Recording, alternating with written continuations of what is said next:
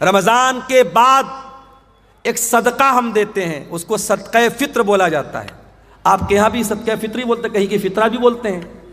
تو یہ جو فطرہ ہوتا ہے یہ کب دینا ہے؟ بولو بھائی، عید کی نماز کے پہلے دینا ہے یا بعد میں دینا ہے؟ پہلے دینا ہے. اب ذرا غور سے سننا، اللہ کے نبی فرماتے ہیں من اداہا قبل الصلاۃ فہی زکوۃ مقبولۃ، جس نے صدقہ فطر عید کی نماز کے پہلے دیا اس کا صدقہ فطر قبول ہوگا، اور جس نے عید کی نماز کے بعد دیا اس کا صدقہ فطر قبول نہیں ہوگا. فار ایگزامپل، میرے پریوار میں 10 لوگ ہیں، ہم بھائی بہن میری بیوی بچے سب ملا کے مثال دے رہا ہوں 10 لوگ ہیں. اب مان لو 2.5 کلو مجھے اناج دینا ہے صدقہ فطر میں. اب 2.5 کلو 10 لوگوں کی طرف سے کتنا ہو گیا؟ 25 کلو. اب مان لو عید اگلے دن ہے اور آج رات میں غلہ لینے گیا، اناج لینے گیا، دکان بند ہو گئی. اب میں نے کہا یار تو بہت لیٹ ہو گیا، کیا کریں، چلو صبح دیکھتے ہیں. صبح فجر کی نماز پڑھی، عیدگاہ گیا، عید کی نماز پڑھی. اس کے بعد دکان کھلی گلے والے کی. میں نے کہا ایک کام کر بھائی، تو 50 کلو اناج دے دے، مجھے 25 دینا تھا، میں ڈبل دے رہا ہوں، 50 دے رہا ہوں. لیکن اللہ کے نبی فرماتے ہیں کہ آپ نے عید کی نماز کے بعد میں دیا تو آپ کو صدقہ فطر کا ثواب نہیں ملے گا. کوانٹٹی ڈبل ہو رہی ہے، میں ڈبل ماترا میں دے رہا ہوں، مگر وہ ثواب نہیں ملے گا. صرف 15 منٹ کا فرق پڑ گیا. نماز کے پہلے دیتا تو صدقہ فطر قبول ہو جاتا، نماز کے بعد دے رہا ہوں تو قبول نہیں ہوگا. یہ ہے شریعت. عبادت کیسی؟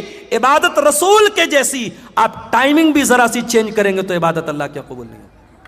ایک اور مثال دیتا ہوں. ہمارا دوسرا تہوار کون سا ہے؟ بولو بھائی، عید کے بعد کون سا تہوار ہے دوسرا؟ شب برات کہ محرم؟ عید میلاد النبی ہے، عید الاضحیٰ، بقرعید کا تہوار. بقرعید کے تہوار پہ آپ قربانی کب کرتے ہیں؟ عید الاضحیٰ کی نماز کے پہلے کرتے ہیں یا بعد میں کرتے ہیں؟ کوئی پہلے کرتا ہو ذرا ہاتھ اٹھائے. کوئی پہلے تو نہیں کرتا نا. اللہ کے نبی نے فرمایا من ذبح قبل الصلاۃ، جس نے قربانی عید کی نماز کے پہلے کی،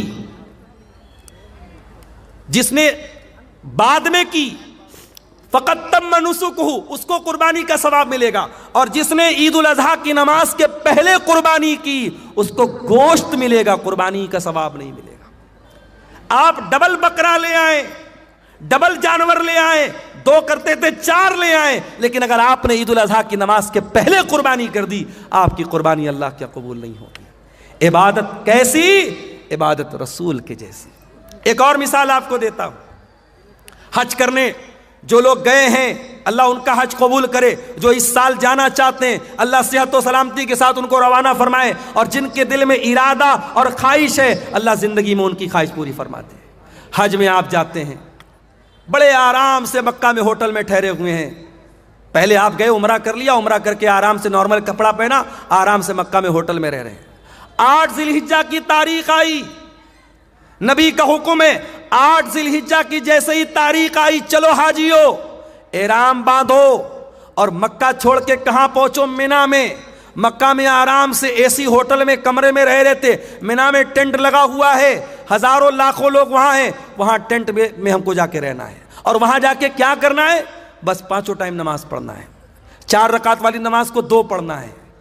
وہاں کوئی کام نہیں، صرف نماز پڑھنا ہے. اب کوئی اللہ کا بندہ کہے کہ یا اللہ میں آرام سے ہوٹل میں رہ رہا تھا، اے سی میں رہ رہا تھا، حرم میں نماز پڑھ رہا تھا، ایک نماز کا ثواب 1,00,000 نماز کے برابر مل رہا تھا، مجھے مینا کیوں بھیجا جا رہا ہے؟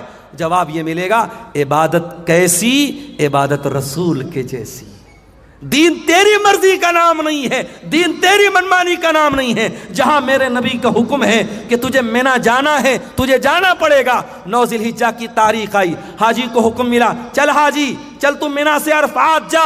عرفات میں حاجی پہنچا، وہاں جا کے ظہر پڑھ لیا، عصر پڑھ لیا، ظہر اور عصر ایک ساتھ پڑھ لیا. اب ظہر سے لے کر کے سورج ڈوبنے تک 5 گھنٹہ 6 گھنٹہ کڑی دھوپ نکلی ہے، مئی کا مہینہ ہے، حاجی آرام سے اپنے مینا میں ٹینٹ میں رہ رہا تھا، اس کو عرفات میں بھیجا گیا ہے، کھلے میدان کے نیچے 5-6 گھنٹہ کیا کرنا ہے؟ کچھ نہیں کرنا ہے، کوئی نماز پڑھنا ہے نہیں پڑھنا ہے، ظہر عصر کے بعد وہاں بیٹھ کے اللہ کا ذکر کرنا ہے، دعائیں کرنا ہے۔ یہ حج کا پورا طریقہ کبھی آپ غور کیجئے گا، حج کا پورا طریقہ ہمیں بتاتا ہے اسلام ہماری مرضی کا نام نہیں ہے، اسلام ہماری خواہشات کا نام نہیں ہے، اسلام اپنی اچھاؤں پر چلنے کا نام نہیں ہے، اسلام اللہ اور اس کے رسول کے طریقے پر چلنے کا نام ہے۔ عبادت کس کی؟ عبادت صرف اللہ کی، اور عبادت کیسی؟ عبادت رسول کے جیسی۔ میرے عزیزو، آج افسوس کی بات ہے کہ مسلمان اپنے آپ کو مسلمان بھی کہتا ہے، نبی کا کلمہ پڑھنے والا بھی کہتا ہے، اور دین میں منمانی کرتا ہے، دین میں نئی نئی بدعتیں نکالتا ہے۔ مسلمان بھول گیا، اس کے نبی اپنے ہر خطبے میں کہتے تھے وَشَرَّ الْأُمُورِ مُحْدَثَاتُهَا وَكُلُّ مُحْدَثَةٍ بِدْعَةٌ وَكُلُّ بِدْعَةٍ ضَلَالَةٌ وَكُلُّ ضَلَالَةٍ فِي النَّارِ۔ دین کے اندر ہر نیا کام بدعت ہے، اور ہر بدعت گمراہی ہے، اور ہر گمراہی جہنم میں لے کر کے جانے والی ہے۔ یہ بدعتیں ہمارا دنیا میں بھی جینا حرام کر رہی ہیں۔ ابھی میں نوگچھیا سے آپ کے کٹیہار آ رہا تھا، مجھے کسی نے بتایا وہاں پہ کوئی عرس ہو رہا ہے۔ عرس جانتے ہو؟ عرس کیا ہوتا ہے بھائی؟ عرس وہ تاریخ ہوتی ہے جس تاریخ میں جس کی مزار ہے، جس کی قبر ہے، اس کا انتقال ہوا ہے، اس کے انتقال پر غم نہیں منایا جاتا، عرس منایا جاتا ہے۔ کیوں؟ یہ عقیدہ رکھا جاتا ہے کہ اللہ کا ولی جس دن اس کا انتقال ہوا اس کی تو سہاگ رات ہے، نعوذ باللہ۔ عرس کے معنی، یہ میں غلط ترجمہ نہیں کر رہا ہوں، عرس دلہن سے بنا، عریس سے بنا ہے، گویا کہ وہ اللہ سے ملاقات کر رہا ہے، اپنے محبوب سے مل رہا ہے، اس کی شادی کی رات ہے، اس خوشی میں عرس منایا جاتا ہے۔ استغفر اللہ، یہ ہے عرس کی حقیقت۔ اور مسلمان آج عرس منا رہا ہے، پورا نوگچھیا کا پورا روڈ جام ہے۔ میرے پیارے ساتھیوں، یہ بدعتیں ہمارا جینا حرام کرتی ہیں۔ آج آپ دیکھ لو، اسلام کے اوپر عمل کرنے میں کوئی ٹریفک جام نہیں ہوتا، اسلام پر عمل کرنے میں کسی کے لیے کوئی مسئلہ کھڑا نہیں ہوتا۔ مسئلہ تب کھڑا ہوتا ہے جب ہم بدعات و خرافات میں مبتلا ہوتے ہیں۔ اور علامہ اقبال نے صحیح کہا تھا، یہ امت روایات میں کھو گئی، حقیقت خرافات میں کھو گئی۔ میرے بھائیوں، بدعت سے بچو۔ اور آخری بات بیان کر کے بات ختم کر رہا ہوں، یہ بدعت جو ہوتی ہے یہ آخرت میں بھی بہت گھاٹے کا سودا بنے گی، آخرت میں بھی بہت نقصان پہنچائے گی۔ اللہ کے نبی جب قیامت کے دن اپنے امتیوں کو کوثر کا جام پلائیں گے تو کچھ ایسے لوگ آئیں گے جن کے ہاتھ اور پیر چمک رہے ہوں گے وضو کی وجہ سے، ان کے ہاتھ پیر چمک رہے ہوں گے۔ اللہ کے نبی ان کو کوثر کا جام پلانا چاہیں گے، فرشتے کہیں گے اللہ کے نبی آپ ان کو نہیں پلا سکتے۔ اللہ کے نبی کہیں گے یہ تو میری امت کے لوگ ہیں، یہ تو میرے ماننے والے لوگ ہیں، میرا کلمہ پڑھنے والے لوگ ہیں۔ آپ فرمائیں گے کیوں ان کو مجھے تم کوثر کا پانی نہیں پلانے دے رہے ہو فرشتوں؟ کیا بات ہے؟ فرشتے کیا جواب دیں گے؟ انک لا تدری ما احدثوا بعدک، اے اللہ کے رسول آپ نہیں جانتے یہ بدعتی لوگ ہیں، انہوں نے آپ کے بعد آپ کے دین میں بہت سارے نئے نئے کام نکالے ہیں۔ جب نبی کو پتا چلے گا یہ بدعتی لوگ ہیں، بخاری اور مسلم کے الفاظ ہیں، اللہ کے رسول فرمائیں گے سحقن سحقن لمن غیر بعدی، جن لوگوں نے میرے دین کو بدل ڈالا ان کے لیے بربادی ہو۔ تو بدعتی کو قیامت کے دن اللہ کے نبی بھی دھکا دے کے بھگا دیں گے، اس کو نہ کوثر کا جام ملے گا نہ اللہ کی نجات ملے گی۔ اللہ ہم سب کو بدعت و خرافات سے بچائے۔ یہ 2 سوالات آئے ہیں، ان کا جواب دے کے میں اجازت چاہوں گا۔ سونے کی صحیح طریقہ کیا ہے، یعنی کس طرف سر کر کے سونا چاہیے؟ اگر پچھم کی طرف پیر کر کے سوئیں تو کیا ہو؟ کوئی حرج کی بات نہیں ہے، پچھم کی طرف پیر کر کے سونے میں کوئی حرج کی بات نہیں، کوئی ایسی دلیل نہیں ہے کہ پچھم کی طرف پیر کرنے سے یہ قبلہ کی توہین ہوتی ہے۔ پچھم کی طرف صرف آپ کو پیشاب کرنے سے منع کیا گیا ہے، پچھم کی طرف آپ کو پاخانہ کرنے سے منع کیا گیا ہے۔ پچھم کی طرف آپ جب پیشاب پاخانہ کریں تو نہ تو اپنا چہرہ کریں نہ پیٹھ کریں، اسی طریقے سے پچھم کی طرف تھوکنے سے منع کیا گیا ہے۔ لیکن پچھم کی طرف پیر کر کے سونے میں کوئی حرج کی بات نہیں ہے، بلکہ اگر کوئی مجبور آدمی ہے جو بیٹھ کر کے نماز نہیں پڑھ سکتا ہے، جب وہ لیٹ کر کے نماز پڑھے گا تو اس کا پیر کدھر ہوگا؟ پچھم کی طرف ہی ہوگا۔ لہٰذا اچھا سونے کا صحیح طریقہ کیا ہے؟ بہت آسان ہے، آپ داہنی کروٹ لیٹ جائیں اور اپنے گال کے نیچے اپنا ہاتھ رکھ لیں اور جو دعائیں اللہ کے نبی نے سکھائی ہے وہ دعائیں پڑھ کے سوئیں، وضو کر کے سوئیں تو یہ زیادہ بہتر ہے، یہ طریقہ جو سونے کا بتایا گیا ہے۔ بھاگلپور ضلع میں ایک جگہ ہے جس کا نام بی پور ہے، وہاں پہ ایک پیر کے نام سے مشہور ہے، وہاں پہ کٹیہار کے مسلمان اور بھاگلپور کے مسلمان زیادہ تر منت کے ارادے سے بکرا اور مرغا چڑھانے جاتے ہیں۔ بالکل غلط ہے یہ۔ شب برات میں خوب روزہ رکھتے ہیں، اسی ضمن میں جی شب برات کا 14-15 روزہ رکھنا ضروری ہے۔ دیکھیے شب برات کا روزہ ثابت نہیں ہے، لیکن ہر مہینے کی چاند کی 13، 14، 15 تاریخ کا ایام 20 کا روزہ جو چاندنی راتوں کا روزہ ہوتا ہے وہ اللہ کے نبی رکھتے تھے۔ تو اگر آپ ہر مہینے رکھتے تھے تو شعبان میں بھی رکھیے، اگر شعبان میں آپ رکھنا چاہتے ہیں 13، 14، 15 کا آپ روزہ رکھ سکتے ہیں، لیکن خاص 15 شعبان کا شب برات کا روزہ بالکل غلط ہے، اس کا کوئی ثبوت نہیں ہے۔ اسی طریقے سے بھی یہ جو بھائی نے بتایا بی پور میں جا کے مرغا اور بکرا چڑھا رہا ہے، بالکل غلط ہے، حرام ہے۔ وما اہل بہ لغیر اللہ، اللہ کے سوا کسی اور کے نام سے اگر جانور ذبح ہو رہا ہے شرک ہے، نہ تو اس جانور کا گوشت کھانا جائز ہے، اور ایسا کرنا اللہ کے ساتھ شرک کرنا ہے۔ جس طریقے سے نماز عبادت ہے، روزہ عبادت ہے، اسی طریقے سے جانور ذبح کرنا بھی عبادت ہے۔ جانور آپ صرف اللہ کے نام سے ہی ذبح کر سکتے ہیں۔ اسی لیے جو میک ڈونلڈ میں جا کے چکن کھاتے ہو پتہ لگا لو کہ وہ ذبح والا جانور ہے کہ نہیں ہے۔ اگر میک ڈونلڈ میں جھٹکا والا ہے یا مشین کے ذریعے کاٹا گیا جانور ہے، اللہ کا نام نہیں لیا گیا ہے، تو وہ چکن اور مٹن آپ کے لیے کھانا جائز نہیں۔ جہاں بھی ہوٹل میں کھانا کھاؤ تحقیق کر لو، اگر اطمینان نہیں ہے تو ویج کھا لو، نان ویج مت کھاؤ، کوئی ایسا گوشت مت کھاؤ جس کے بارے میں ڈاؤٹ ہے کہ اس پر اللہ کا نام لیا گیا ہے یا نہیں لیا گیا ہے۔ یہی باتیں ہیں جن پر میں آپ سے اجازت چاہتا ہوں۔ اللہ سے دعا ہے رب العالمین ہم سب کو کہنے سننے سے زیادہ عمل کی توفیق عطا فرمائے، آمین۔ وآخر دعوانا الحمدللہ رب العالمین، والسلام علیکم ورحمۃ اللہ۔ کبیرات سے علاج کرانا کیسا ہے؟ ہماری برادری کی عورتوں کا بہت زیادہ بھروسہ رہتا ہے۔ کون ہے کبیرہ جی؟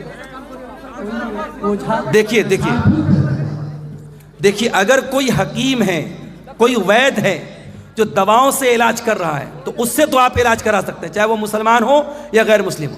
لیکن یہ کبیراج کوئی صاحب ہے، اب اگر وہ ٹٹکے سے علاج کر رہے ہیں، کچھ منتر ونتر پڑھ رہے ہیں، تو ایسے انسان کے پاس جو منتر وغیرہ کے ذریعے یا یہ کہہ لیجئے جادو کے ذریعے یا یہ کہہ لیجئے اپنی روحانی طاقت کے ذریعے علاج کر رہا ہے، اس کے پاس جا کے علاج کرانا حرام ہے۔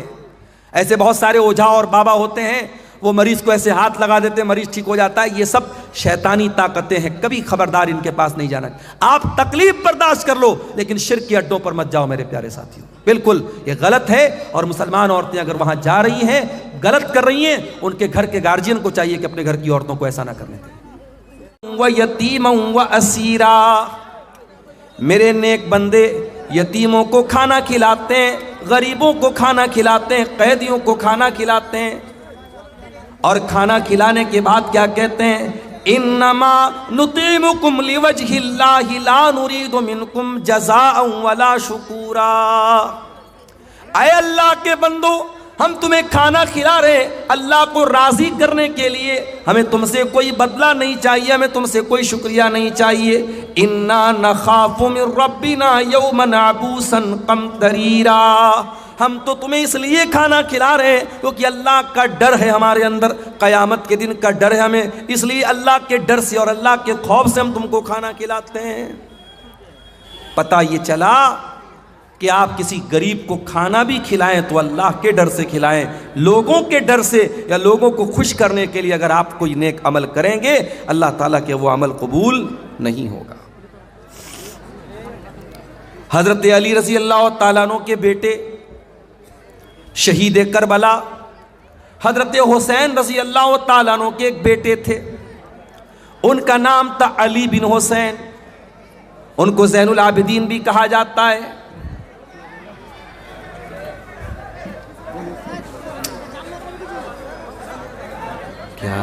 پنڈال سے آپ لوگ اٹھے نہیں، شانتی بنائے رکھیں، بیٹھیں، ہم لوگ رضاکار حضرات دیکھنے کے لیے ہیں، وہ لوگ دیکھیں گے، آپ حضرات ماحول کو نہ بگاڑیں، بیٹھ جائیں۔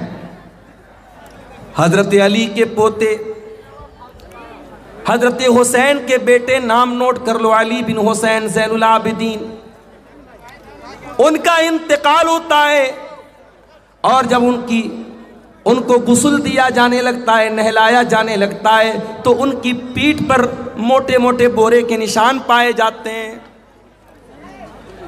نہلانے والے پریشان، یہ تو اللہ کے نبی کے خاندان سے ان کا تعلق تھا، یہ تو نبی کے نواسے تھے، یہ تو نبی کے نواسے کے بیٹے تھے، ان کی پیٹھ پر یہ بورے کے نشان کیوں پائے گئے ہیں؟ ایسا یہ کون سا کام کرتے تھے کہ ان کی پیٹھ کے اوپر موٹے موٹے نشان پائے گئے؟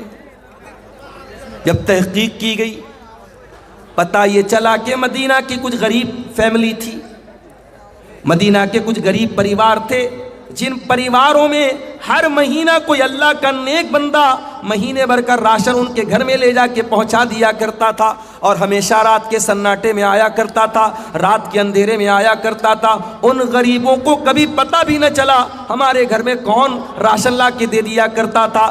جب آج علی بن حسین کا انتقال ہوا اور ان کی پیٹھ کے اوپر وہ بورے کے موٹے موٹے نشان پائے گئے، تب دنیا والوں کو پتہ چلا ان غریب پریواروں کے گھر میں راشن پہنچانے والا کوئی اور نہیں تھا، وہ نبی کے اہل بیت کا اور نبی کے گھرانے کا ایک انسان تھا، وہ علی بن حسین تھے، وہ امام زین العابدین تھے، وہ حضرت حسین کے بیٹے تھے۔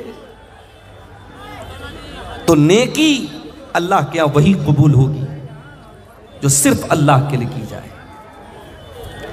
یہاں تک کہ اللہ کی راہ میں شہید ہو جانے والا، یہاں تک کہ رات دن قرآن پڑھنے پڑھانے والا، اور یہاں تک کہ اپنا مال اللہ کی راہ میں خرچ کرنے والا۔ ابو ہریرہ رضی اللہ عنہ کی روایت ہے ترمذی کے اندر، اللہ کے نبی فرماتے ہیں قیامت کے دن سب سے پہلے جہنم کی آگ میں 3 لوگوں کو ڈالا جائے گا، اس میں ایک انسان وہ ہوگا جو دنیا میں اللہ کی راہ میں لڑتے لڑتے شہید ہوا تھا، دوسرا وہ ہوگا جو قرآن کا قاری تھا، جو قرآن کا عالم تھا، اور تیسرا وہ ہوگا جو بہت پیسے والا تھا اور اللہ کی راہ میں پیسہ خرچ کیا کرتا تھا۔ 3 بڑی بڑی نیکی کرنے والے سب سے پہلے جہنم کی آگ میں ڈالے جائیں گے۔ کیوں ڈالے جائیں گے؟ اس لیے کہ تینوں کی نیتوں میں کھوٹ تھا، تینوں کی نیتوں میں گڑبڑی تھی، تینوں کے اندر اخلاص نہیں تھا۔ اسی لیے اللہ فرماتا ہے فَمَنْ كَانَ يَرْجُو لِقَاءَ رَبِّهِ فَلْيَعْمَلْ عَمَلًا صَالِحًا۔ اے میرے بندو، اگر تم اللہ سے ملاقات کرنا چاہتے ہو، تم اپنے رب سے ملنا چاہتے ہو، تم جنت میں جانا چاہتے ہو، تو جو کام کرو وہ نیک عمل کرو، عمل صالح کرو۔ عمل صالح اسی کو کہتے ہیں جو خالص اللہ کے لیے کیا جائے۔ اور دوسری کنڈیشن، نیک عمل کی دوسری کنڈیشن یہ ہے کہ اس نیک عمل کے اوپر جناب محمد رسول اللہ کی مہر ہو۔ 15 شعبان کی تاریخ ابھی گزری، جس کو شب برات کا نام دے دیا گیا۔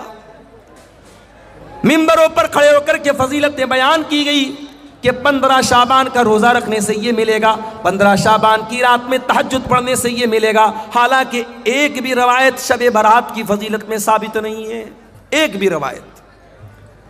لوگوں کو حلوہ کھانا تھا، حلوہ کھانے کے لیے دین کو بدنام کیا گیا، اور یہ کہانی گڑی گئی کہ اللہ کے نبی غزوہ احد میں جب آپ لڑ رہے تھے تو آپ کے دانت ٹوٹ گئے تھے اور آپ نے حلوہ استعمال کیا تھا، اس لیے ہم حلوہ کھا رہے ہیں شب برات کے موقع پر۔ اللہ کے بندو، غزوہ احد لڑی گئی ہے شوال میں، اور تو حلوہ کھا رہا ہے شعبان میں، 2 مہینہ پہلے کھا رہا ہے۔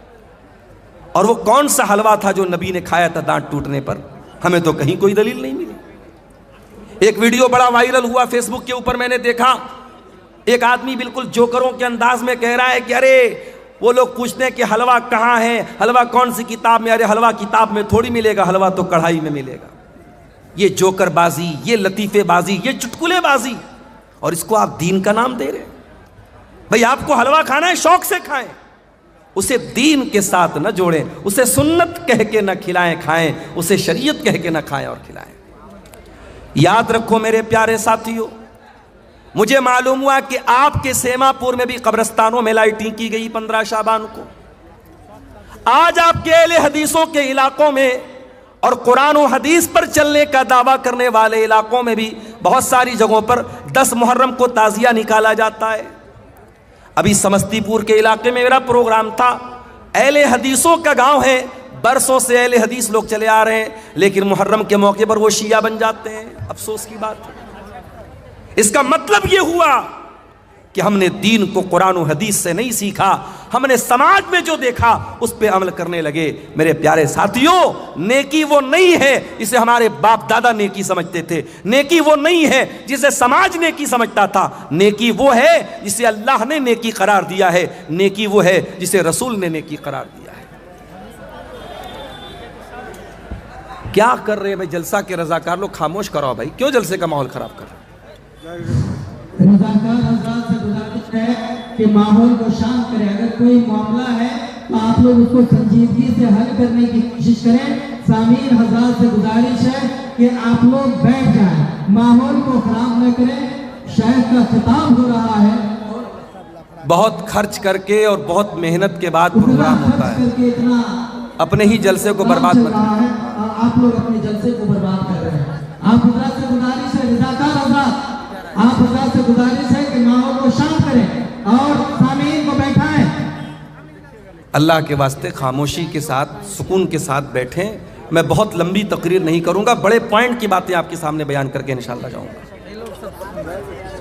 میرے پیارے ساتھیوں، نیک عمل اس کو کہتے ہیں جس کو اللہ نے نیک کہا ہو، جس کو رسول نے نیک کہا ہو، جس کے اوپر اللہ اور اس کے رسول کی مہر لگی ہو۔ کبھی آپ نے غور کیا، نماز 5 ٹائم کی ہم پڑھتے ہیں، کوئی اللہ کا بندہ آئے اور 6 ٹائم کی نماز پڑھنے لگے تو ہم کہیں گے بھائی یہ کہاں سے آ گئی؟ وہ کہے گا میں نماز پڑھ رہا ہوں، کون سی غلط بات ہے؟ تو ہم پوچھیں گے تو نماز پڑھ رہا ہے لیکن اس کی دلیل کیا ہے، اس کا ثبوت کیا ہے؟ شریعت کے نام پہ اور دین کے نام پہ جب کوئی آپ کام کریں گے تو یہ پوچھا جائے گا کہ دلیل کہاں ہے، ثبوت کہاں ہے۔ ہاں، جب دنیا کا کوئی کام کریں گے، جب آپ دنیا کی کوئی چیز، کوئی نئی ڈش بنا کے کھائیں گے، کوئی نیا کپڑا پہنیں گے، کوئی نیا کاروبار کریں گے، تب یہ سوال پوچھا جائے گا کہ منع کہاں ہے۔ لیکن جب آپ عبادت سمجھ کر کے اور دین سمجھ کر کے اور ثواب سمجھ کر کے کوئی کام کریں گے تب پوچھا جائے گا کہ یہ ثابت کہاں ہے۔ رجب کی 27 تاریخ آتی ہے، بہت سارے علاقوں میں اس تاریخ کو شب معراج منائی جاتی ہے۔ میرے پاس بھی واٹس ایپ پر میسج آیا، مولانا صاحب آج کی رات کیا کوئی خاص عبادت ہے؟ کیا 27 رجب کو کوئی خاص روزہ رکھنا ہے؟ میں نے کہا اللہ کے بندو، 27 رجب کی تاریخ نبی کے معراج کی تاریخ ہے، ایسا سمجھنا بھی بے وقوفی ہے، کیونکہ سیرت نگاروں نے لکھا ہے، علماء نے لکھا ہے، تاریخ لکھنے والوں نے لکھا ہے۔ آپ سیرت کی کوئی بھی معتبر کتاب اٹھائیں، تمام علماء نے لکھا ہے کہ اللہ کے پیارے رسول کو کون سے سال میں معراج ہوئی یہ بھی کنفرم نہیں ہے، کون سے مہینے میں معراج ہوئی یہ بھی کنفرم نہیں ہے۔ نہ سال کنفرم ہے، نہ مہینہ کنفرم ہے، اور آپ نے تاریخ متعین کر لی اور اس کی فضیلت بھی بنا ڈالی۔ ربیع الاول کا مہینہ آتا ہے اور 12 ربیع الاول کی تاریخ کو نبی کی پیدائش کا جشن منایا جاتا ہے۔ لوگ سڑکوں پر بڑے بڑے ڈی جے لے کر کے نکلتے ہیں، جوان جوان لڑکیاں سج سور کر کے نکلتی ہیں، نوجوان لڑکے بھی ٹوپی لگا لگا کر کے نکلتے ہیں، جھوم جھوم کر کے نبی کی نعتیں پڑھتے ہیں، اور یہ سمجھ کر کے یہ کام کیا جاتا ہے کہ ہم نبی سے بہت پیار کرنے والے اور نبی سے بہت محبت کرنے والے ہیں۔ یاد رکھو میرے پیارے ساتھیوں، ہم نبی سے جتنا بھی محبت کا دعویٰ کر لے، ہم ابو بکر سے زیادہ تو نبی سے پیار نہیں کرتے، ہم عمر سے زیادہ تو نبی سے پیار نہیں کرتے، عثمان سے زیادہ تو نبی سے محبت نہیں کرتے، ہم علی سے زیادہ تو نبی سے محبت نہیں کر سکتے، ہم صحابہ سے بڑھ کر کے نبی سے پیار نہیں کر سکتے۔ جب صحابہ نے نہ کوئی جلوس نکالا ہے، نہ کوئی جشن منایا ہے، ہر سال ربیع الاول آتا رہا، 12 تاریخ آتی رہی، جب صحابہ نے کوئی جشن نہیں منایا، اس کا مطلب کہ یہ جو دین سمجھ کر کے آپ 12 ربیع الاول کو منا رہے ہیں، یہ میڈ ان انڈیا ہے، یہ دین میڈ بائی رسول نہیں ہے، میڈ بائی اللہ نہیں ہے، یہ میڈ بائی ہیومن ہے، یہ آپ کے ذریعے بنایا گیا دین ہے، اور جو انسانوں کے ذریعے بنایا گیا دین ہو وہ دین شریعت کے اندر وہ آتھینٹک نہیں ہے، اور شریعت میں اس عمل کو نیک نہیں مانا گیا ہے۔ اسی لیے اللہ فرماتا ہے جس کو اللہ سے ملاقات کرنا ہے فَلْيَعْمَلْ عَمَلًا صَالِحًا، تو وہ جو بھی عمل کرے نیک عمل کرے۔ ایک بات بولوں، اللہ تعالیٰ کے ہاں کوانٹیٹی نہیں دیکھی جائے گی، اللہ کیا کوالٹی دیکھی جائے گی۔ کتنا عمل کر کے آئے ہو، اللہ کیا یہ نہیں دیکھا جائے گا، کیا عمل کر کے آئے ہو، اللہ کیا یہ دیکھا جائے گا۔ بہت نماز پڑھ کے آئے لیکن سنت کے خلاف پڑھ کے چلے آئے. ابھی آپ بنگلہ دیش کا ایک ویڈیو شاید آپ نے دیکھا ہوگا, ایک مولوی صاحب مائک پر بیٹھے اور اللہ اللہ اللہ کر رہے ہیں, پبلک جھوم رہی ہے. اس کو بھی دین سمجھ کے کیا جا رہا ہے, اس کو بھی شریعت سمجھ کر کے کیا جا رہا ہے. یاد رکھو میرے پیارے ساتھیوں, آپ کے عمل کی کوانٹٹی اللہ تعالیٰ کیا نہیں دیکھی جائے گی, آپ کے عمل کی کوالٹی دیکھی جائے گی. اسی لیے اللہ تعالیٰ قرآن کے 29ویں پارے میں فرماتا ہے الذی خلق الموت والحیات لیبلوکم ایکم احسن عملا. اللہ نے موت کو پیدا کیا, اللہ نے زندگی کو پیدا کیا تاکہ اللہ تمہارا امتحان لے کہ کون بہتر عمل کرتا ہے, کون اچھا عمل کرتا ہے. اللہ نے یہ نہیں کہ کون زیادہ عمل کرتا ہے, اللہ نے کہا ہم آزمانا چاہتے کہ کون اچھا عمل کرتا ہے. تو یہ پہلی کنڈیشن ہے. اللہ کے یہاں کامیاب ہونا ہے تو پہلی کنڈیشن کیا ہے؟ آپ عمل کرو. کون سا عمل؟ نیک عمل کرو, عمل صالح کرو جس کو شریعت نے عمل صالح کہا ہے. اور دوسرا کام کیا کرنا ہے؟ وَلَا يُشْرِكْ بِعِبَادَةِ رَبِّهِ أَحَدًا, اور اپنے رب کی عبادت میں کسی کو شریک نہ کرنا, کبھی شرک مت کرنا. علامہ ابن تیمیہ کہتے ہیں اس آیت میں اللہ نے 2 سوالوں کا جواب دیا ہے. عبادت کس کی؟ عبادت صرف اللہ کی. اور عبادت کیسی؟ عبادت رسول کے جیسی. اور غور کرو تو پورے اسلام کا خلاصہ, پورے دین کا خلاصہ اور پوری شریعت کا خلاصہ یہی 2 سوالوں کے جواب میں ہے. عبادت کس کی؟ عبادت صرف اللہ کی. اور عبادت کیسی؟ عبادت رسول کے جیسی. اور ہم جو کلمہ پڑھتے ہیں, اسلام میں داخل ہونے کا جو پاسپورٹ اور ویزا ہے, آپ انڈیا سے عمرہ کرنے جانا چاہتے, پاسپورٹ کا ریڈی ہونا ضروری ہے. آپ اگر سعودی عرب میں گھسنا چاہتے ہیں تو سعودی عرب کا عمرہ کا ویزا آپ کے پاس ہونا ضروری ہے یا وزٹ ویزا ہونا ضروری ہے. شریعت میں, اسلام میں آپ آنا چاہتے ہیں, آپ مسلمان ہونا چاہتے ہیں, اسلام کا پاسپورٹ کیا ہے؟ اسلام کا ویزا کیا ہے؟ اشہد ان لا الہ الا اللہ واشہد ان محمدن عبدہ ورسولہ. میں گواہی دیتا ہوں اللہ کے سوا کوئی عبادت کے لائق نہیں, اور میں گواہی دیتا ہوں کہ محمد صلی اللہ علیہ وسلم اللہ کے بندے اور رسول ہیں.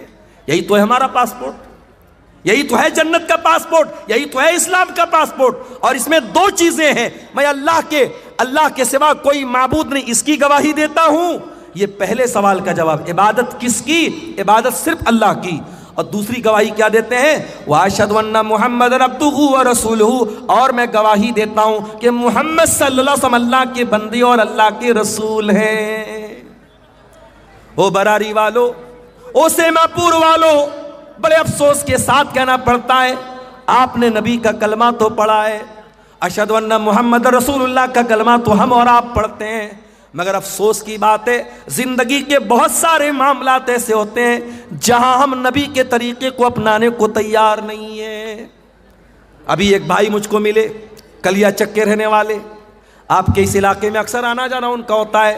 انہوں نے بتایا مولانا ذرا اس پر بھی آپ بولیے گا, آج سیما پور کے اس علاقے میں, اس بستی میں آج بھی لمبا چوڑا جہیز لیا جاتا ہے, تلک لیا جاتا ہے. او مسلمان, تو غریب بیٹی کے باپ سے بھی جہیز کی ڈیمانڈ کر رہا ہے, وہ بیچارہ بینک سے لون لے کر کے تجھ کو جہیز دے رہا ہے, تیری ڈیمانڈ پوری کر رہا ہے, اور تو بڑا سینہ چوڑا کر کے کہتا ہے میں تو اہل حدیث ہوں, میں تو قرآن و حدیث پر چلنے والا ہوں, میں تو اہل حدیث علماء کی تقریریں سنتا ہوں. ارے تو کیسا مسلمان ہے, تو کیسا اہل حدیث ہے, تو کیسا قرآن و حدیث پر چلنے والا ہے؟ کیا تو نے قرآن کی آیت نہیں پڑھی؟ لقد کان لکم فی رسول اللہ اسوۃ حسنہ. اے مسلمانوں, تمہارے رسول تمہارے لیے نمونہ ہے, اور جب نبی نمونہ ہے تو جس طریقے سے نماز کے لیے نبی نمونہ ہے, روزہ میں نبی نمونہ ہے, حج میں نبی نمونہ ہے, زکوٰۃ میں نبی نمونہ ہے, اسی طریقے سے میرے پیارے بھائیو شادی بیاہ میں بھی نبی نمونہ ہے. نبی نے تو 9 بیویوں کو اکٹھے رکھا نا, نبی نے تو 4 بیٹیوں کی شادی کی نا. مجھے کوئی ایک دلیل لا کے دے دو کہ نبی سے کسی بیٹی کی شادی کے ٹائم نبی سے ڈیمانڈ کی گئی ہو, یا نبی نے اپنی کسی شادی کے ٹائم ڈیمانڈ کی ہو. او لوگو, تم نے تو شادی بیاہ کا سارا سسٹم ہی خراب کر ڈالا. تم نے شادی بیاہ کو لڑکیوں کے لیے ایک بہت بڑا ابھیشاپ بنا ڈالا، ایک بہت بڑا کلنک بنا ڈالا. جس کے گھر میں 4 بیٹی ہو جائے وہ بیچارہ تو آدھا تو ایسے ہی بیمار ہو جاتا ہے کہ 4 بیٹیوں کی شادی کرنا ہے. جس گھر میں 4 جوان بیٹیاں ہوں اور باپ بیچارہ مزدور ہو تو باپ بیچارہ روزانہ اسی غم میں جیتا ہے کہ 4 جوان بیٹیوں کی شادی کیسے کروں گا. وہ لوگوں، تم نے تو بیٹیوں کی شادی کو اتنا مشکل کام بنا ڈالا کہ آج اس کام کو پورا کرنے کے لیے لوگ اپنی زمین اور مکان تک بیچ ڈالتے ہیں. اور کبھی آپ نے غور کیا کہ آج کے اس دور میں بھی بھارت سرکار کو یہ نعرہ کیوں لگانا پڑتا ہے کہ بیٹی پڑھاؤ بیٹی بچاؤ؟ بیٹی بچانے کا نعرہ یہ کیوں لگانا پڑتا ہے؟ کیونکہ 2025 کے اس ترقی کے دور میں جب ہمارے بھارت کا جھنڈا چاند کے اوپر بھی لہرا رہا ہے، آج بھی بھارت میں لاکھوں بچیوں کو ماں کے پیٹ میں مار دیا جاتا ہے. الٹرا ساؤنڈ کے ذریعے ان کو جانچ کر کے کہ ماں کے پیٹ میں لڑکی پل رہی ہے، اس کو ماں کے پیٹ میں ہی ختم کر دیا جاتا ہے. اگر آپ اس کے اسباب پر غور کریں، اس کی وجہ پر غور کریں تو بہت بڑی وجہ لڑکیوں کی شادی میں آنے والی پریشانیاں ہیں. نہیں چاہتے لوگ کہ ہم یہ بوال کیوں پالیں. ہمیں نہیں چاہیے لڑکی، لڑکا ہوگا تو لائے گا اور لڑکی ہوگی تو لے کے جائے گی. یہ سوچ ہے آج سماج کی میرے پیارے ساتھی. او لوگوں، شریعت 2 چیزوں کا نام ہے. عبادت کس کی؟ عبادت صرف اللہ کی. اور عبادت کیسی؟ عبادت رسول کے جیسی. اور عبادت رسول کے جیسی جب کرنا ہے تو نکاح اور شادی بیاہ بھی یہ آپ کی زندگی کا ایک بہت اہم حصہ ہے. ہمیں اور آپ کو یہ دیکھنا پڑے گا کہ نبی کے دور میں شادی بیاہ کیسی ہوتی تھی. اور ایک بات بولوں آپ سے، ہمارے نبی نے جو کام کیا ہے وہ کام کرنا بھی عبادت ہے، اور جو ہمارے نبی نے کام نہیں کیا ہے اور کرنے کا تقاضا تھا وہ کام نہ کرنا بھی عبادت ہے. مثال کے طور پہ اللہ کے نبی خانہ کعبہ کا طواف کرتے تھے. خانہ کعبہ کے 4 کونے تھے. ایک کونے کا نام حجر اسود تھا، ایک کونے کا نام رکن یمانی، اور 2 کونے اور تھے جو رکن شامی کہلاتے تھے. اللہ کے پیارے نبی جب خانہ کعبہ کا طواف کرتے تھے تو حجر اسود کا استلام کرتے تھے، اس کو ہاتھ لگاتے تھے، اور اسی طریقے سے رکن یمانی کو ہاتھ لگاتے تھے. 4 کونوں میں سے صرف 2 کونوں کو اللہ کے نبی ہاتھ لگاتے تھے، اور حجر اسود کو اگر موقع ملتا تھا تو چوم لیتے تھے. موقع ملے تو چوم لینا چاہیے. جو لوگ حج کرنے جاتے ہیں، عمرہ کرنے جاتے ہیں، وہ دیکھتے ہوں گے کہ خاص طور سے جو افریقہ والے، سوڈان والے موٹے موٹے ہوتے ہیں نا، یہ کسی اور کو آگے آنے ہی نہیں دیتے.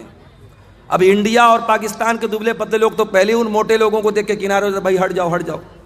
وہ سب تو ایسا دائیں بائیں کیہنی لگا کہ آپ کو ایسا ماریں گے کہ آپ بے ہوش ہو جائیں گے. تو وہاں پر بھی دھکی دھکا ہو رہی ہے. یاد رکھو میرے پیارے ساتھیوں، حجر اسود کو چومنا یہ سنت ہے، ضروری نہیں ہے. اگر کوئی حج کر لے، عمرہ کر لے، اگر ایک بار بھی اس کو حجر اسود کو چومنے کے یا چھونے کا موقع نہ ملے، اس کے حج اور عمرہ کے ثواب میں کوئی کمی آنے والی نہیں. ایک صاحب عمرہ کر کے آئے اپنی اہلیہ کے ساتھ، تو کہنے لگے کہ مولانا میری بیوی کو بڑی شکایت ہے. میں نے کہا کیا شکایت ہے؟ بولے وہ کہنے لگی کہ وہ خانہ کعبہ پہ ہم دونوں کا سپنا تھا میاں بیوی کا کہ اپنا ہاتھ رکھ کے ہم سیلفی لیتے. اللہ، اب خانہ کعبہ کے پاس بھی یہ نوٹنکی ہو رہی ہے. وہاں پر بھی میاں بیوی دونوں اپنا ہاتھ رکھ کے فوٹو لے رہے ہیں، اور پھر اس کو ڈی پی بنایا جاتا ہے کہ یہ ہم نے یہ کام، بہت بڑا کام کر دیا. اگر یہ بہت بڑا کام تھا، میاں بیوی کا اپنا ہاتھ خانہ کعبہ کے خلاف پہ رکھنا بہت بڑا کام تھا. میرے نبی نے بھی تو حج کیا تھا، میرے نبی نے بھی تو عمرہ کیا تھا. آپ نے کیوں نہیں اپنی بیویوں کے ساتھ خانہ کعبہ کے خلاف پر ہاتھ رکھا؟ آج افسوس کی بات ہے کہ اس طریقے کی نوٹنکی کے لیے اور اس طریقے کی چونچلے بازی کے لیے لوگ دھکے کھاتے ہیں. عورتوں کی بے حرمتی ہوتی ہے، مردوں سے دھکے کھا کر کے عورتیں وہاں تک جاتی ہیں. کوئی ضرورت نہیں ہے میرے پیارے ساتھیوں. نبی نے جو کام کیا ہے وہ کرنا سنت ہے، اور نبی نے جو کام نہیں کیا ہے وہ نہ کرنا سنت ہے. نبی نے شادی کی ہے، شادی کرنا بھی سنت ہے. اگر آپ شادی کرنے کے قابل ہیں اور شادی نہیں کر رہے ہیں تو یہ بھی غلط بات ہے. ہوگا کسی اور مذہب میں یہ سسٹم، شادی مت کرو، دنیا چھوڑ دو، زندگی بھر ننگے رہو. اسلام میں ایسا کوئی کانسیپٹ نہیں ہے. اللہ کے نبی کے ایک صحابی تھے، ان کا نام تھا عثمان بن مظعون رضی اللہ تعالیٰ عنہ. انہوں نے طے کر لیا کہ میں شادی نہیں کروں گا. انہوں نے یہاں تک طے کر لیا کہ وہ اپنے آپ کو شادی کے قابل ہی نہیں رکھیں گے، وہ اپنے آپ کو کھسی کرا لیں گے، اپنے خوشیوں کو نکلوا ڈالیں گے، اپنے آپ کو شادی کے قابل ہی نہیں چھوڑیں گے. انہوں نے ایسا بھی ارادہ کر لیا. اللہ کے پیارے نبی کو پتا چلا، آپ نے بلوایا، آپ نے فرمایا یا عثمان، اے عثمان، اتبتغی رہبانیتن، کیا تم رہبانیت اختیار کرنا چاہتے ہو؟ کیا تم وہ مذہب اختیار کرنا چاہتے ہو جو اللہ کو پسند نہیں، جو رسول کو پسند نہیں؟ اے عثمان، کان کھول کر کے سن لو، میں اللہ کا رسول ہوں، میں نماز بھی پڑھتا ہوں اور میں رات کو آرام بھی کرتا ہوں، میں روزہ بھی رکھتا ہوں اور میں کبھی کبھی گیپنگ بھی دیتا ہوں، میں کنٹینیو روزہ نہیں رکھتا ہوں، یعنی نفل روزہ، اور میں نے نکاح بھی کیا ہے، میں نے شادی بھی کی ہے، اور یہی میرا طریقہ ہے، اور جو میرے طریقے سے ہٹ جائے اس کا مجھ سے کوئی تعلق نہیں ہے. شادی کرنا یہ میرے نبی کی سنت ہے. بیوی بچوں کو چھوڑ کر دنیا گھومنا یہ میرے نبی نے نہیں سکھایا ہے. آپ دنیا کا حق ادا کر ہی نہیں سکتے جب تک آپ اپنی بیوی کا حق ادا نہ کریں، اپنے بچوں کا حق ادا نہ کریں. اس لیے میرے پیارے ساتھیوں، یہ دو اصول یاد رکھنا. عبادت کس کی؟ عبادت صرف اللہ کی. اور عبادت کیسی؟ عبادت رسول کے جیسی. اور آج جو پوری دنیا میں ہم جوتے کھا رہے ہیں، ذلیل ہو رہے ہیں، خار ہو رہے ہیں، معاف کرنا، ہم انہی دونوں اصولوں سے ہٹے ہیں. یا تو عبادت میں اللہ کے علاوہ کسی کو شریک کیا ہے، یا اطاعت میں رسول کے ساتھ کسی کو شریک کیا ہے. آج آپ دیکھ لیں، مسلمان ہندوستان میں پہچانا جاتا ہے اجمیر شریف سے. اجمیر شریف سے اس کی پہچان ہوتی ہے کہ خواجہ صاحب کی درگاہ پر چادر چڑھائی جا رہی ہے، پرائم منسٹر کی طرف سے اور راشٹرپتی کی طرف سے چادر چڑھائی جا رہی ہے، اور مسلمان بیچارہ بڑا خوش ہوتا ہے ہماری مزار پہ پرائم منسٹر کی طرف سے چادر آ رہی ہے. میں کہتا ہوں میرے پیارے بھائیوں، یہ مزاروں پر چادریں چڑھانا یہ کون سے اسلام کا طریقہ ہے؟ ارے تیری قوم کے کتنے لوگ ننگے سو رہے ہیں، کتنے تیرے قوم کی بچیوں کے تن پر آج ڈھانپنے کو کپڑا نہیں ہے، اور تو اللہ کے ولیوں کے انتقال کے بعد ان کی قبروں پر چادر چڑھا رہا ہے. اور آپ جا کے پتہ لگا لیجئے گا، درگاہوں پہ چڑھنے والی یہ چادریں یہ روٹیٹ ہوتی رہتی ہیں. جو چادر آپ چڑھاتے ہیں وہی چادر مارکیٹ میں بکتی ہے اور دوبارہ پھر چڑھائی جاتی ہے، روٹیشن چلتا رہتا ہے. یہ ایک دھندا بن چکا ہے. اسلام میں نہ تو کوئی پکی قبر کی اجازت ہے اور نہ کسی قبر کے اوپر چادر چڑھانے کی اجازت ہے. اسلام قبر پرستی کا مذہب نہیں ہے. ہمارے پیارے نبی نے اپنے انتقال کے پہلے اپنی امت کو خبردار کیا تھا، لعن اللہ الیہود والنصارى اتخذوا قبور انبیائہم مساجد. اللہ کی لعنت ہو یہودیوں کے اوپر اور عیسائیوں کے اوپر، انہوں نے اپنے نبیوں کی قبروں کو سجدہ کرنے کی جگہ بنا لیا. قبروں کو سجدہ گاہ بنا لینا یہ لعنتی لوگوں کا طریقہ ہے، یہ یہود و نصارہ کا طریقہ ہے. میرے پیارے ساتھیوں، آج مسلمان قبر پرستی سے پہچانا جاتا ہے. آج مسلمانوں کے بچوں کے ہاتھ میں اور گلے میں تعویذ یہ پہچان ہے کہ وہ مسلمان کا بیٹا ہے. ارے تیرے نبی نے تو کبھی تعویذ نہیں پہنا. تیرے نبی نے حسن و حسین کو دعائیں پڑھ کے دم کیا، کبھی حسن و حسین کے گلے میں تعویذ نہ ڈالا، کبھی صحابہ نے اپنے بچوں کے گلے میں تعویذ نہ ڈالا.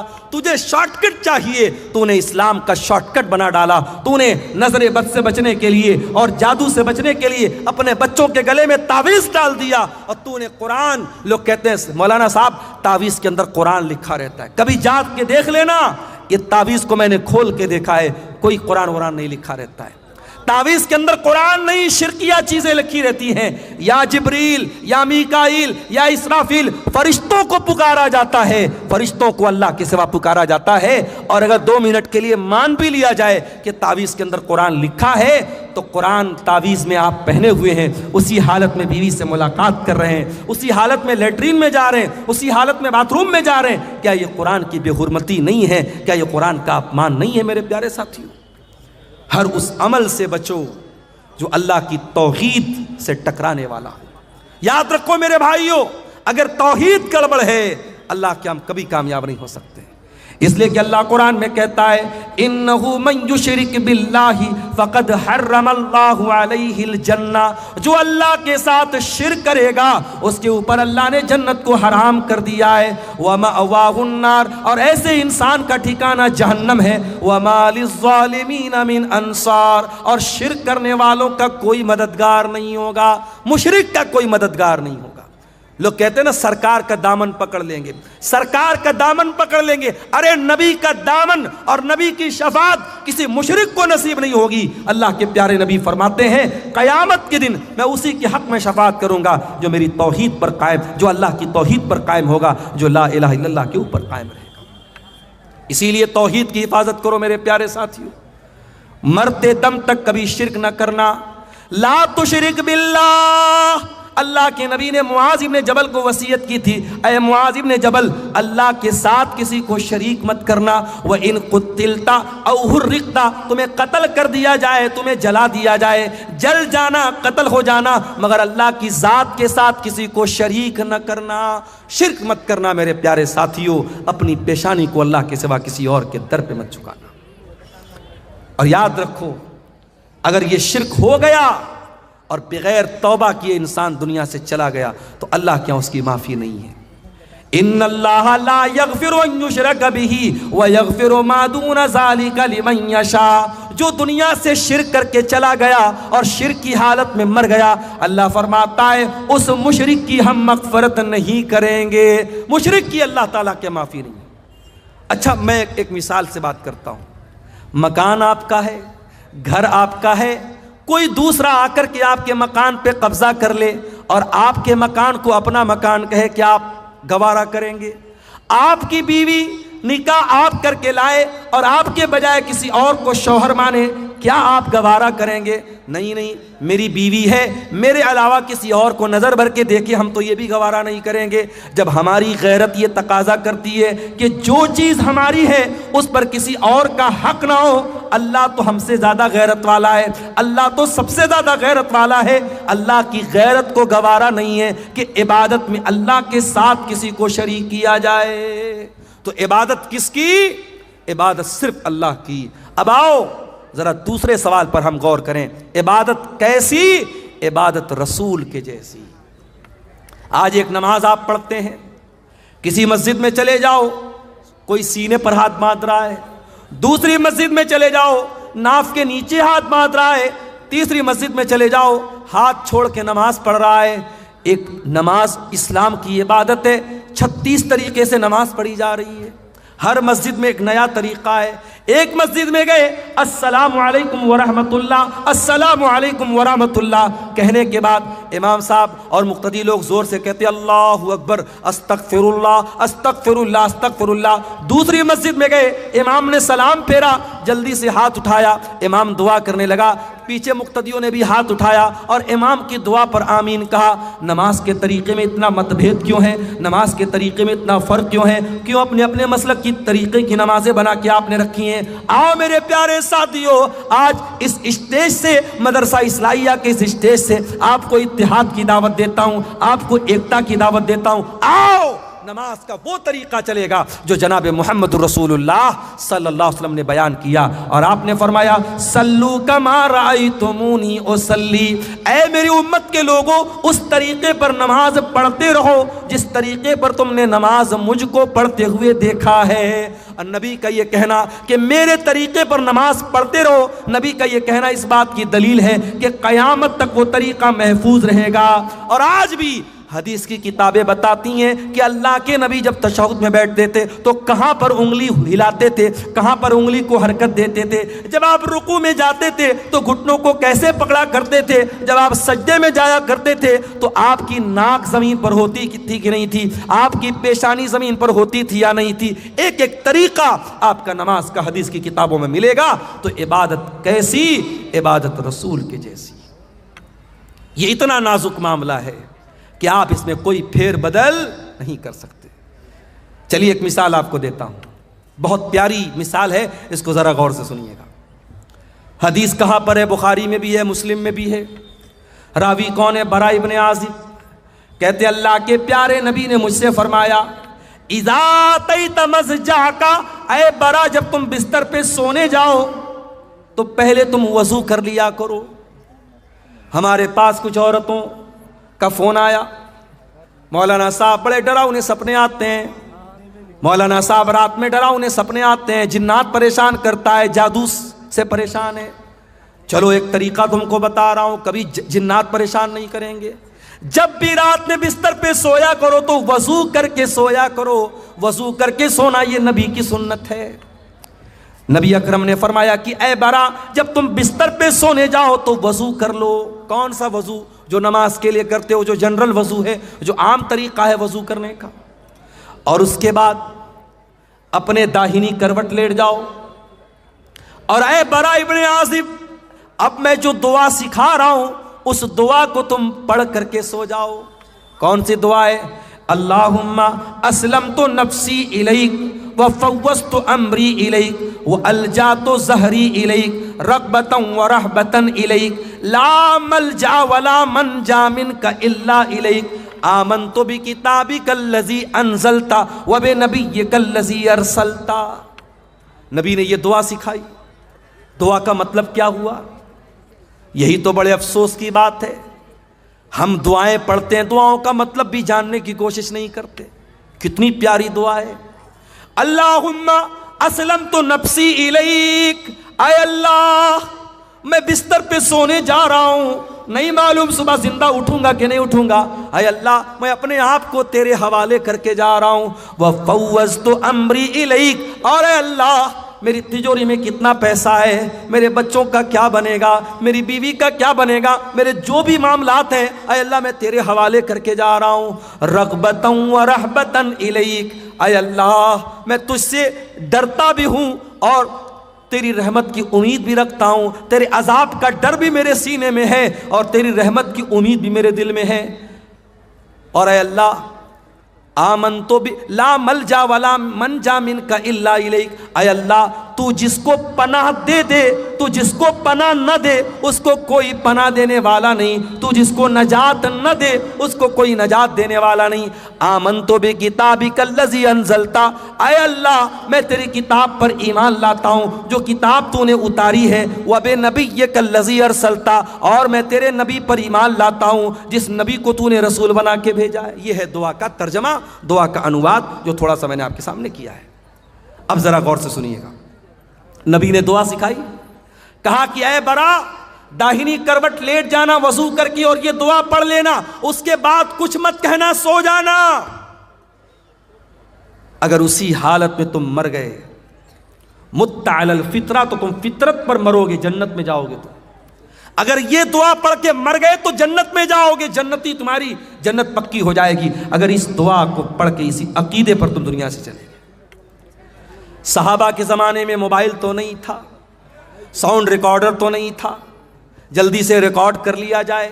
صحابہ تو سن کے یاد کرتے تھے. آج ہمارے پاس کتنی سہولت ہے میرے بھائی. آج آپ نے یہ دعا سنی ہے، میں نے جلدی جلدی دعا سنائی ہے. اگر آپ اس دعا کو بعد میں یاد کرنا چاہیں تو یوٹیوب پر آ جائے گی، آپ دھیرے دھیرے سن کے کسی کاپی پہ نوٹ کر کے بھی یاد کر سکتے ہیں.